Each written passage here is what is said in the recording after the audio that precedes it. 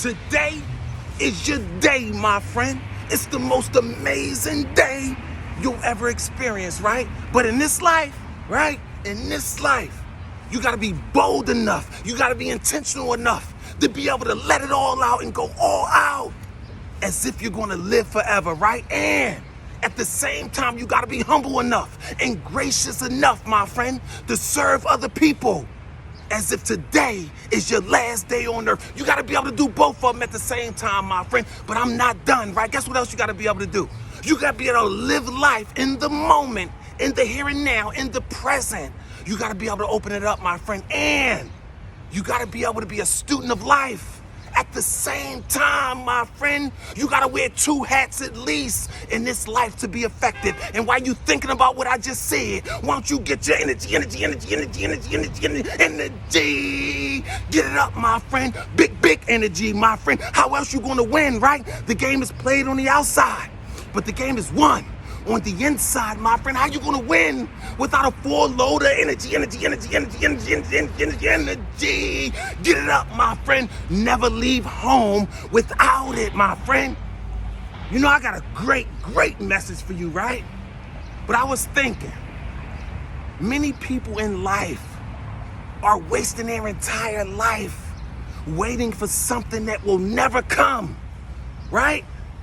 Listen, don't you know that the sharpest people in the world, the most effective people in the world are able to adapt to change without losing momentum, my friend?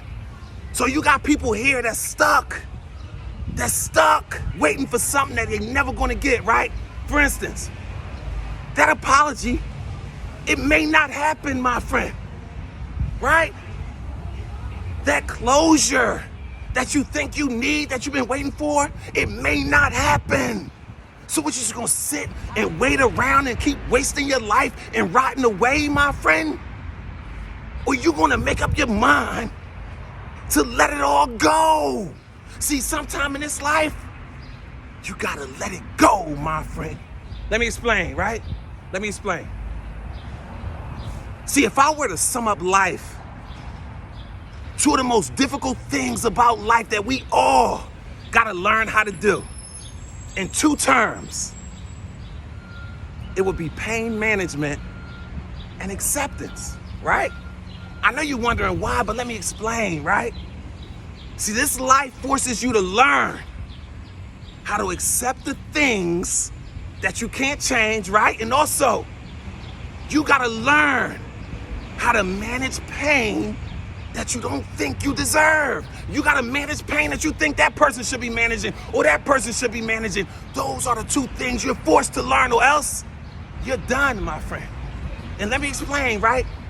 Anywhere in your life that there's unresolved internalized conflict, in other words, tension or stress that don't allow you to feel peace and joy, anywhere in your life, and it comes from jealousy, envy, unforgiveness, self-torment, bitterness, etc. Anywhere you have that in your life, it's all a result of something that you refuse to accept. Everything can be traced back to pain management and acceptance, my friend. Wherever you strung up at in your life, it's all because you refuse to accept something, right? And here's three reasons, my friend, why you gotta be bold enough to let it all go, my friend, right? Number one,